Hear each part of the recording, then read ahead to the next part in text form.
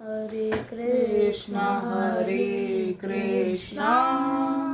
कृष्णा कृष्णा हरे हरे, हरे राम राम राम हरे हरे, हरे कृष्णा कृष्णा कृष्णा हरे हरे, हरे राम राम राम हरे हरे, हरे कृष्णा कृष्णा कृष्णा हरे हरे, हरे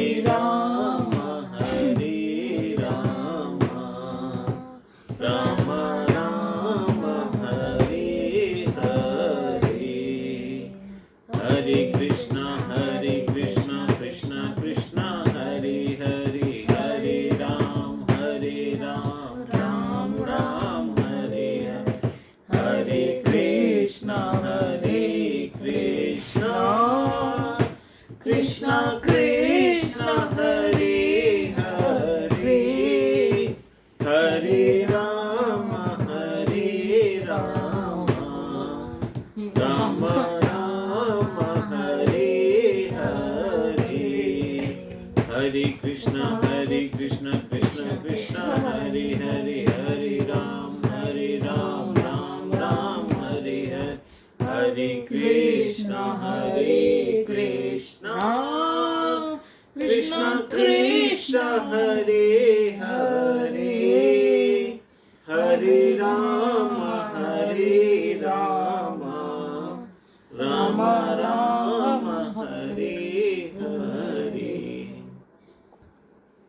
भगवान का जब नाम लेते हैं ना, तो इस तरीके से मन में भाव करना चाहिए कि भगवान सुन रहे हैं। भगवान को केंद्रित करके, भगवान को लक्षित करके नाम लेना चाहिए, और इस भाव से लेना चाहिए, आंखें बंद करके, कि भगवान स्वयं हमारे सामने हम जो नाम ले रहे हैं वो सुन रहे हैं।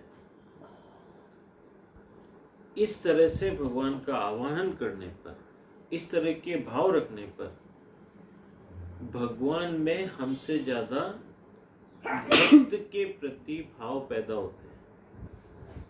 और भगवान का अगर हमें प्रेम मिले, भगवान का वात्सल्य मिले, हम भगवान को प्रेम करें वो एक अलग बात है, लेकिन भगवान हमें प्रेम करें ये बहुत इंपॉर्टेंट बात है। ठीक है, अब यहाँ पर हम कल देख रहे थे, किसकी कथा देख रहे थे?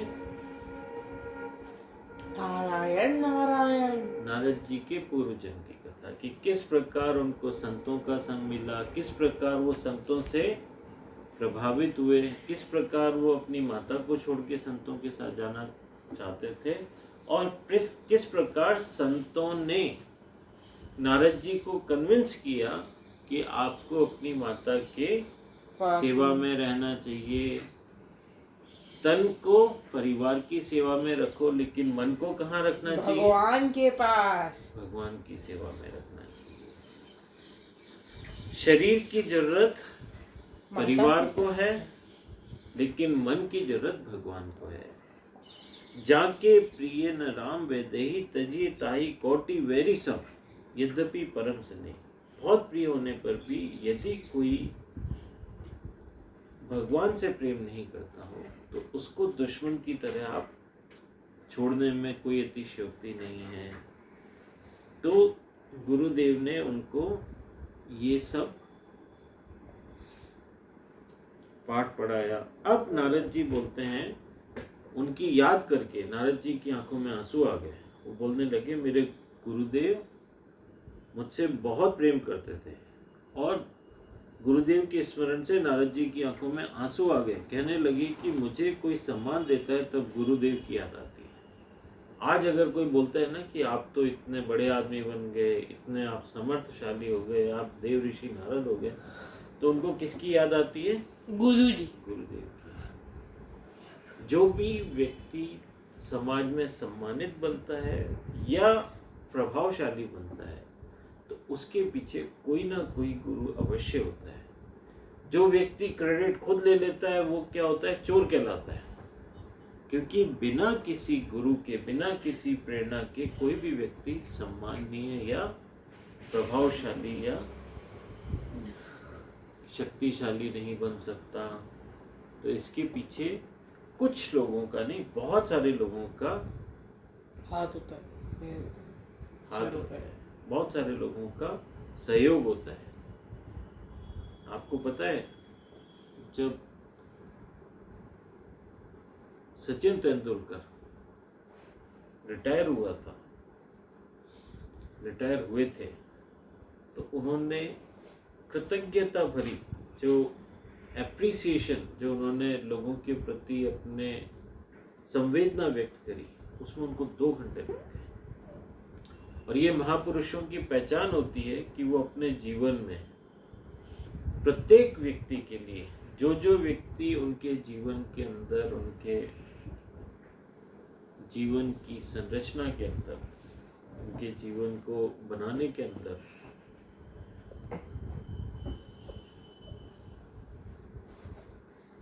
ठीक है, उनका वो बहुत बहुत आभार व्यक्त करते हैं। तो ये जो आभार व्यक्त किया उसमें उनको 2 घंटे लग गए। व्यक्त कर दिया।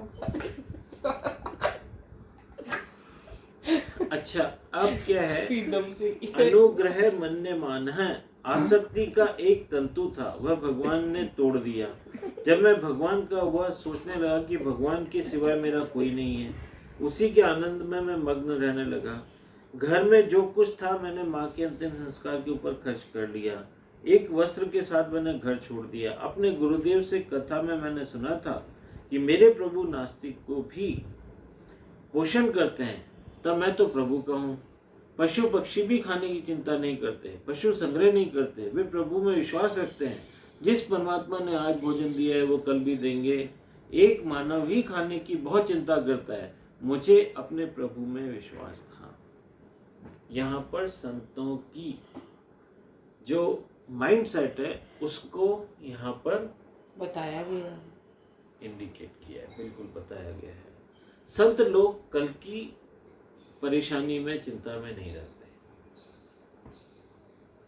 जिस प्रकार से संसार के अंदर 84 लाख योनियों के सारे जीव जंतु कल की चिंता में व्यस्त नहीं है, सिर्फ मनुष्य एक ऐसा जीव है जो कल की चिंता के अंदर मरा जा रहा है। मारा जा रहा है। क्यों? क्योंकि उसको लगता है अगर आज मैं इकट्ठा नहीं करूंगा तो कल क्या होगा।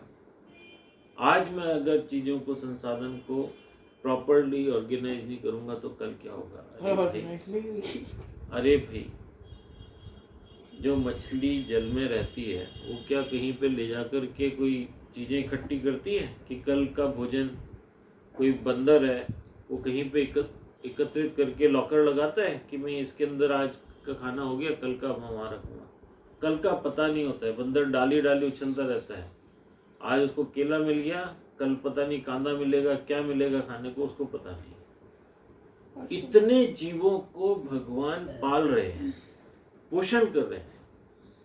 संत कहते हैं नास्तिक को भी उसके मुंह में खाना मिलता है। फिर हम अपनी चिंता के अंदर क्यों घुले जा रहे हैं, मरे जा रहे हैं, कल क्या होगा, कल क्या होगा, कल क्या होगा। अरे जो होगा वो परमात्मा के ऊपर छोड़िए। पशु पक्षी भी खाने की चिंता नहीं करते, पशु संग्रह नहीं करते, वे प्रभु में विश्वास रखते हैं। जब जानवर तक भगवान में विश्वास रखते हैं तो आप तो मनुष्य हो। जिसने आज निवाला दिया वो कल भी देगा। तो जिस परमात्मा ने आज भोजन दिया है वे कल भी देंगे। एक मानव ही खाने की बहुत चिंता करता है, मुझे अपने प्रभु, इसलिए भगवान में विश्वास करना चाहिए। लोग क्या करते हैं, अगर जाएंगे ना 10-10 दिन का खाना जोड़ के लेके जाएंगे, अरे नहीं मिला तो नहीं, और बाद में पता लगता है वहाँ इतनी अच्छी व्यवस्थाएं हो गई कि वो खाना जो लेके गए वो वैसा का वैसे ही रखा हुआ है। इसलिए बहुत ज़्यादा खाने पीने की चिंता में अपना समय नहीं खोना चाहिए। जप करने का मेरा विश्वास इतना दृढ़ था कि रास्ते में चलते चलते भी मैं जप करता था। बातें करते समय भी भीतर जप चल रही होती थी। जबकि अखंड धारा टूटती नहीं थी। स्वप्न में भी मैं प्रभु का नाम का जप करता रहता था। परमात्मा के नाम में जो तन्मय होते हैं वे एक दिन परमात्मा के स्वरूप को प्राप्त कर लेते हैं। यहाँ पर डोंगरे जी महाराज भगवान के नाम जप की महिमा बताते हैं कि भगवान के नाम का जप सतत होना चाहिए। सतत होना चाहिए मतलब सुबह उठते टाइम क्या करना चाहिए हमें? जप। हरे कृष्ण राम जपो राम जपो राम जपो बावरे। लोग बावरे बोले आपको कोई प्रॉब्लम नहीं। लोग बोले ये तो बावरे का मतलब समझते हो? पागल, बेवकूफ है ये। लोग बेवकूफ समझे कोई बात नहीं है। राम जपो राम जपो राम जपो बावरे। ऐसे बोलो कि मैं तो पागल हो गया हूँ, अब मैं तो राम जी ही जपूंगा। तो सुबह उठ करके राम जी जपना चाहिए। फिर मंजन करते टाइम क्या बोलना चाहिए? राम जपो राम जपो राम जपो। एग्जैक्टली, बिल्कुल।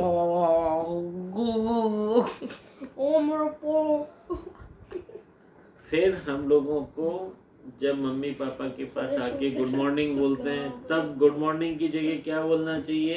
राम क्यों नहीं जप रहे? राम जपो राम जपो राम जपो बावरे। राम जपो राम जपो राम जपो बावरे। फिर नाश्ता करते टाइम भी राम जपना चाहिए। बिजनेस के अंदर जब बात करते टाइम भी राम जपना चाहिए। सामने से कस्टमर आ जब कस्टमर आता है तब भी राम जपना चाहिए। उनको भी बोलना चाहिए राम राम साहब। क्या बोलना चाहिए? राम जपो। राम राम साहब, राम राम जी, राधे राधे, जय श्री कृष्णा। इस तरह से भगवान का नाम जपने वाले। तो इसका सीक्रेट क्या है? परमात्मा के नाम में जो तन्मय होते हैं वो एक दिन परमात्मा के स्वरूप को प्राप्त कर लेते हैं। किसको प्राप्त कर लेते हैं वो लोग? जनेश सीधे बैठो। किसको प्राप्त कर लेते हैं वो लोग? भगवान के स्वरूप को प्राप्त कर लेते हैं। They themselves become God। स्वरूप को प्राप्त करने का मतलब क्या होता है? भगवान बन जाना। भगवान बन जाना, बिल्कुल। निरंतर जप करने वाला ही तन्मय हो सकता है। प्रभु के नाम में मेरी तन्मयता हो गई। 12 वर्ष में मैंने अनेक तीर्थ का भ्रमण किया। मुझे ठीक से याद है कि मैं कभी मांगने नहीं गया, फिर भी परमात्मा की ऐसी कृपा थी कि मैं एक दिन भी भूखा नहीं रहा। मुझे भूख लगती तब प्रभु किसी को प्रेरणा देते और मुझे बिना मांगे खाना मिलता था। इसका उदाहरण पता है हमने क्या देखा? क्या? यहाँ पर एक सज्जन थे, वो RAS थे, एडमिनिस्ट्रेटिव सर्विसेज में थे, जोधपुर के अंदर। राजपाल जी नाम था उनका। तो उन्होंने ऐसा प्रण किया कि मैं साइकिल से पूरी दुनिया का चक्कर लगाऊंगा।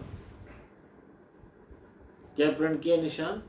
साइकिल से पूरी दुनिया का चक्कर। और वो राजस्थान जयपुर से ही रवाना हुए। पत्रिका जो राजस्थान पत्रिका का वो है ना, केसरगढ़, वहां से उनकी विदाई हुई। और उन्होंने पता है क्या प्रण लिया था? मैं एक भी पैसा जेब में नहीं रखूंगा। उनके साथ उनकी पत्नी थी और उनकी बेटी थी 8 साल की। साइकिल पे They had 2 bicycles. One was wife was riding, and one was he and her daughter, him and his daughter. ये दोनों एक साइकिल पे ही थे जिसकी 2 सीटें थी, ताकि डॉटर को मन करे तो पैडल दे, नहीं करे तो नहीं दे, लेकिन he can ride the bicycle। ये ऐसी बाइसिकल लेकर के यहाँ से निकले थे। चलते गए बर्मा पहुंच गए। उनको कहीं पर भी खाने पीने की कमी नहीं आई। लोग जिस शहर में जाते थे, जैसे ही उनको पता पड़ता था कि ऐसे ऐसे कोई राजपाल जी जो विश्व शांति के लिए साइकिल भ्रमण पर निकले हैं, पूरे विश्व का भ्रमण करने, लोग उनको वेलकम करते थे, उनका आतिथ्य करते थे, उनको खाना खिलाते थे। अब जब बर्मा बॉर्डर पे निकले, वो जब उनका वीज़ा वगैरह हो गया, पासपोर्ट वगैरह लेके निकले थे, और करते करते वो पता है कहाँ पहुँचे थे? न्यूयॉर्क मेरे पास। He stayed with me 3 days and उन्होंने जो कहानियाँ सुनाई मुझे, मैं आश्चर्यचकित रह गया कि उनको पूरे टाइम पर, चाहे वो इंडोनेशिया से निकले, चाहे वो जापान होके आए, चाहे वो बाली होके आए, सारे कंट्रीज के अंदर उनको कहीं पे भी खाने की प्रॉब्लम नहीं है। सिर्फ उनको साइकिल से। सिर्फ साइकिल से उन्होंने एक पैसा खर्च नहीं किया। और वो रात को किसी न किसी चर्च में सो जाते, किसी मॉस्क में सो जाते, किसी के घर पे सो जाते, किसी के घर पे उनको खाना मिलता, कोई उनको गिफ्ट देता, और गिफ्ट ले नहीं रहते वो, क्योंकि बोले हम साइकिल पे रख के कहाँ ले जाएंगे।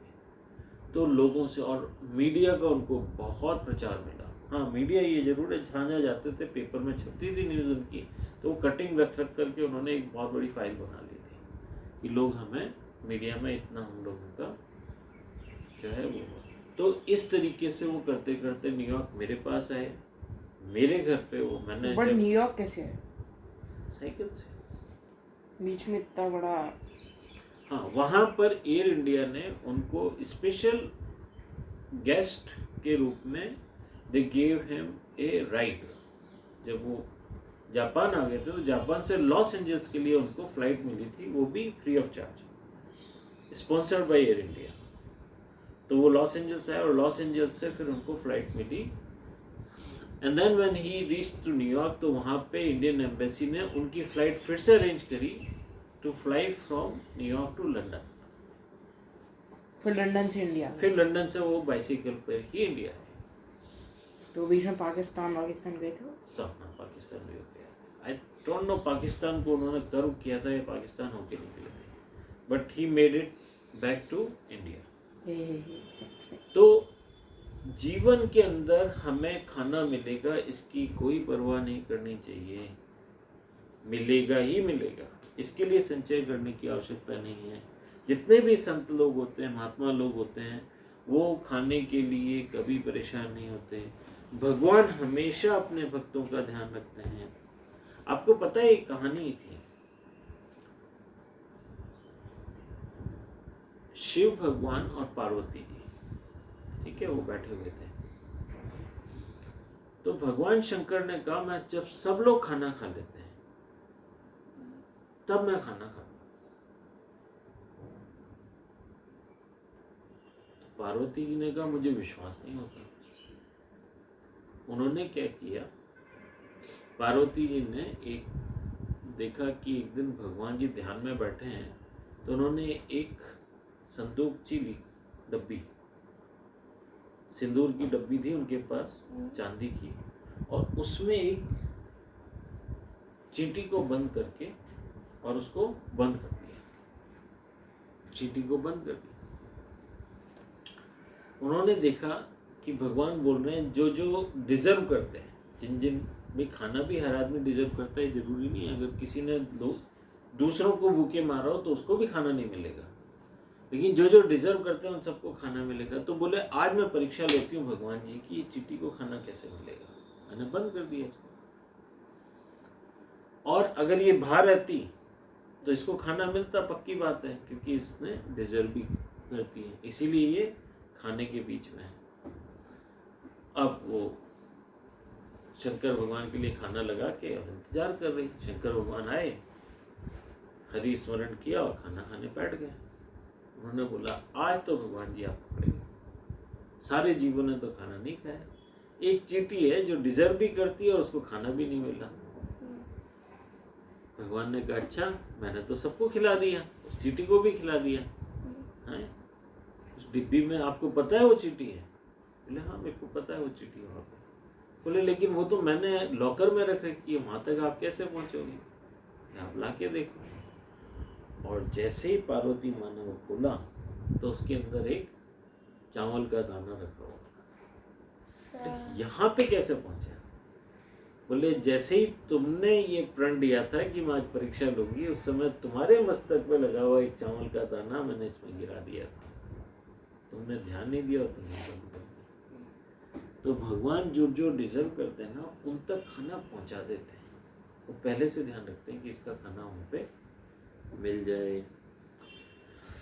अब एक बार घूमते घूमते मैं गंगा तट पर पहुंचा। गंगा जी के वंदन करके गंगा जी में स्नान किया। गंगा तट पर वृक्ष के नीचे बैठकर मैं जप करने लग गया।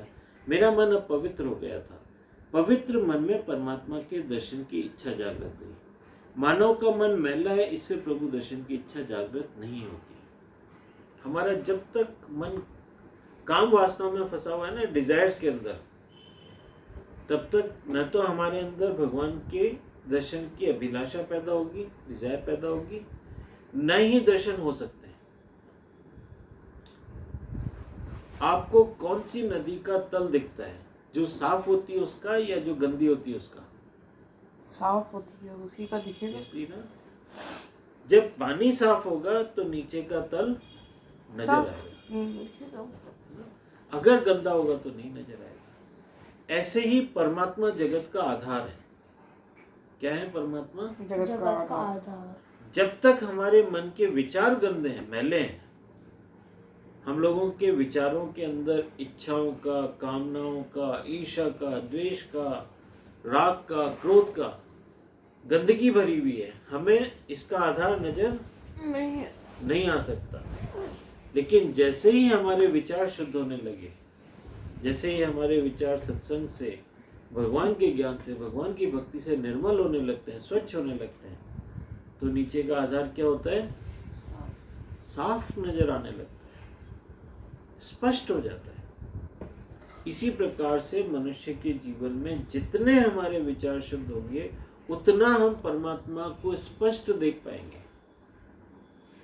बहुत गंदा पानी होता है तो आप बिल्कुल नहीं देख सकते। कम गंदा होता है तो थोड़ा थोड़ा लगता है कि नीचे कहीं आधार है इसका। एकदम साफ पानी होता है तो नीचे के रखी हुई मछलियां भी साफ नजर आती है ना। तो इसीलिए यहाँ पे बोलते हैं कि परमात्मा के दर्शन की इच्छा जागृत हुई। मानव का मन मैला है, इससे प्रभु दर्शन की इच्छा जागृत नहीं होती। मेरा मन शुद्ध हो गया था, भावना से मैं अनेक बार श्री कृष्ण के दर्शन कर सका था। अब मेरे मन में भाव जागे कि परमात्मा मुझे प्रत्यक्ष दर्शन दे। और उसी समय मुझे सुंदर प्रकाश दिखाई दिया जिसका रंग नीला था। मैंने तेज देखा, मुझे आनंद मिला, मेरी दृष्टि तेजोमयी थी। हरे कृष्ण के महामंत्र का जाप चल रहा था। उसी समय प्रकाश से मैं परमात्मा के स्वरूप का प्रागट्य हुआ। मेरे इष्ट देव 5 वर्ष के श्री बालकृष्ण लाल के रूप में प्रकट हुए। लाला का स्वरूप मुझे बहुत प्रिय था। यशोदा माता ने लाला को सुंदर पीतांबर पहनाया है, कमर पर करघनी धारण की है, कानों में कुंडल है, नाक में मोती है, भाल प्रदेश में तिलक है, रेशम के बाल है, मोर मुकुट शोभित हैं, हाथ में बांसुरी है और अधर पर मधुर मुस्कान है, आंखों में प्रेम भरा है, मधुर स्मित है। बालकृष्ण लाल मुझे प्रेम से देख रहे हैं। मुझे उस समय के दर्शन से जो आनंद मिला उसका वर्णन करना असंभव है। सरस्वती के पास भी शब्द नहीं होंगे, ऐसा अकथनीय आनंद मुझे मिला। मेरे मन में ऐसा भाव जाएगा कि मैं दौड़कर जाऊं, उनके चरणों में शरण ले लूं। वे मेरे मालिक हैं, मैं उनका एक तुच्छ दास हूं, ऐसा भाव दृढ़ हुआ। मालिक अति उदार है, अति प्रेम से भरे हैं। मैं चरणों में वंदन करूंगा, मेरे स्वामी मस्तक पर हाथ रखेंगे।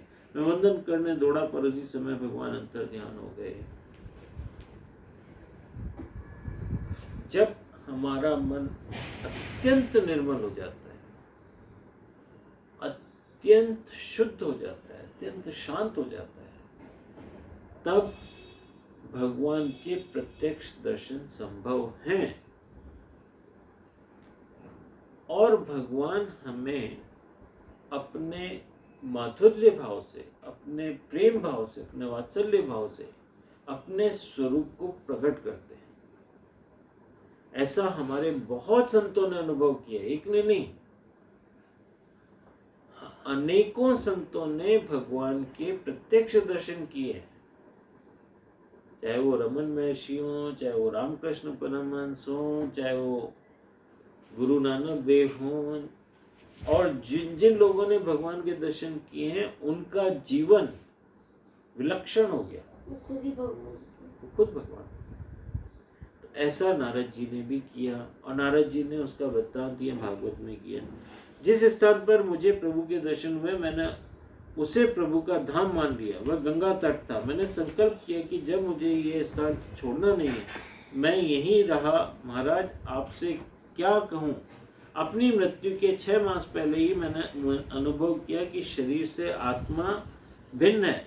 ये शरीर जो है वह मैं नहीं हूँ। मेरी जड़ चेतन की गांठ खुल गई।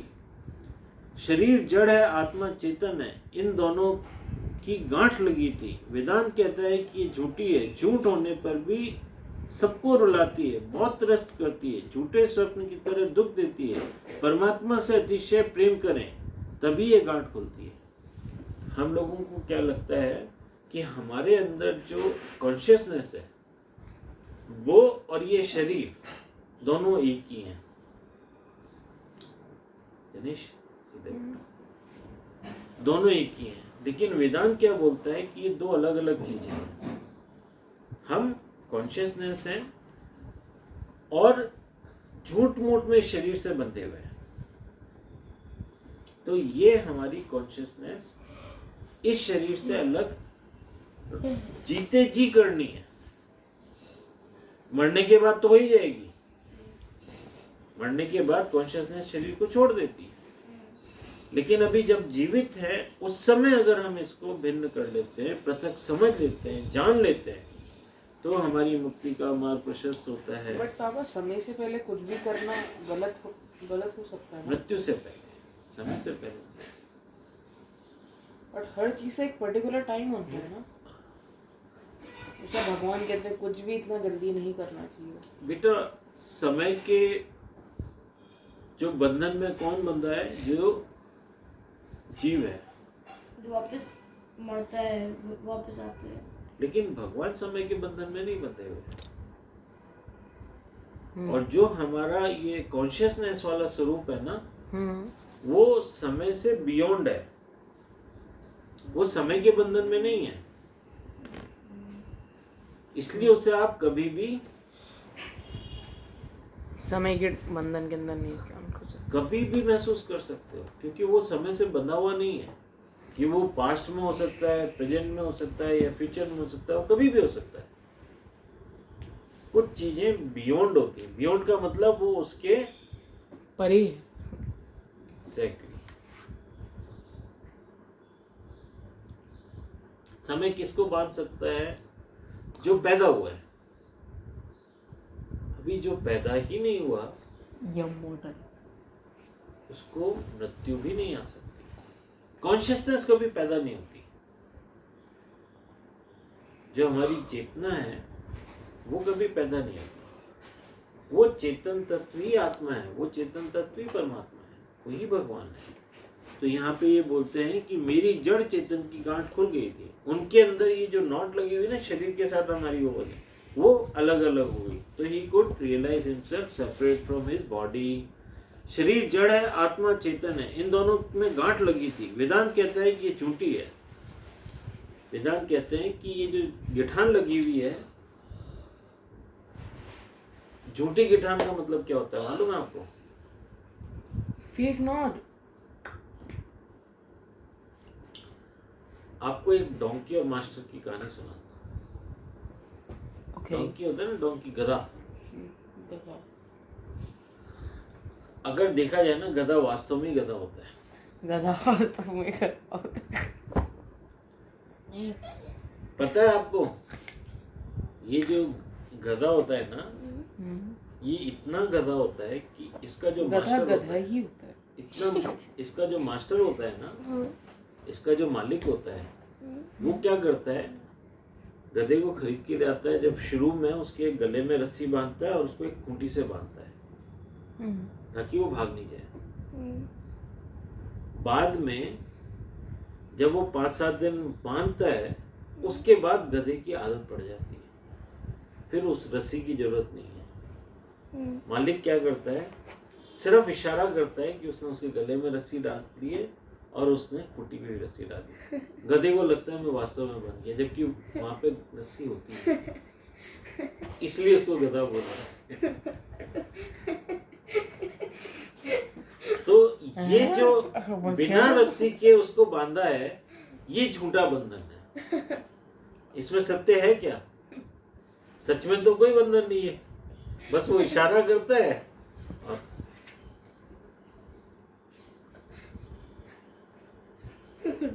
इसी को यहाँ पे बोला है कि चेतन में और शरीर में वेदांत बोलता है कि यह बंधन झूठा है। शरीर से जनीश सीधे बैठो। झूठ का शरीर से चेतन बंधा हुआ नहीं है, लेकिन हमें लग रहा है कि बंधा हुआ है। जैसे उस गधे को लगता है कि मैं बंधा हुआ हूं, तो वास्तव में अगर उस गधे की तरह देखें तो हम गधे ही हैं। हम वाकई में गधे हैं कि हम अपने आप को शरीर से बंधा हुआ महसूस कर रहे हैं। ठीक है, परमात्मा से अतिशय प्रेम करें तभी ये गांठ खुलती है। भगवान से जब बहुत प्रेम हो जाता है तब ये जो झूठा बंधन है वो छूट जाता है। परमात्मा से जब तक अतिशय प्रेम नहीं होगा तब तक हृदय की ज्वाला शांत नहीं होगी। मृत्यु के 6 मास पहले ही ये गांठ छूट गई थी, ऐसा मुझे अनुभव हुआ। आप कितनी भी यात्राएं कीजिए, गांठ नहीं छूटेगी। आप यज्ञ करिए, मंदिर का जीर्णोद्धार करिए, गरीबों को भोजन करिए, गरीबों को भोजन कराइए, इन सत्कर्मों से पुण्य बढ़ेगा पर गांठ नहीं छूटेगी। अत्यधिक भक्ति से ही जड़ चेतन की ये गांठ छूटती है। मैंने जो भक्ति की उसका फल मुझे मिला, यही मैंने अंतकाल में अनुभव किया।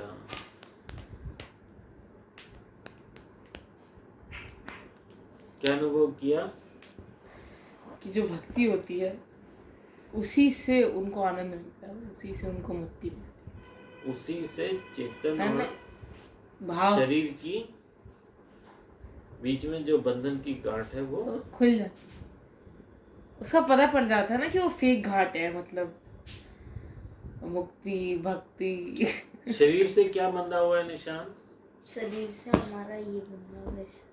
क्या? आत्मा बंधी हुई आत्मा, है। हाँ। आत्मा। लेकिन क्या वास्तव में बंधी हुई है? नहीं, फेक नॉट है। आत्मा गधी। मैं बोलना चाहता था शरीर से शरीर बंधा हुआ है।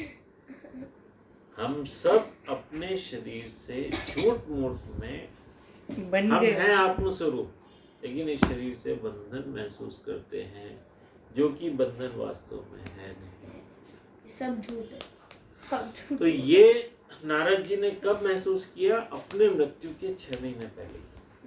उनको ये पता चल गया कि मैं मेरे शरीर से अलग है। तो इसको जीवन मुक्ति अवस्था बोलते हैं। क्या बोलते हैं? जीवन मुक्ति अवस्था। से state of liberation while you are alive. तो वो जीवित होते हुए उन्होंने अपनी मृत्यु के पहले, आपकी मृत्यु के बाद क्या होगा कि आपकी चेतना अलग चली जाएगी, चाहो ना चाहो। उन्होंने जीते जी ही इसको महसूस कर लिया।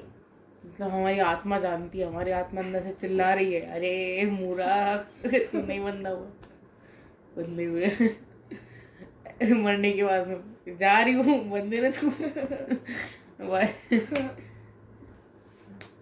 महात्मा लोग इसको पहले ही पहचान लेते हैं और वो अपनी आत्मा को शरीर से पृथक जान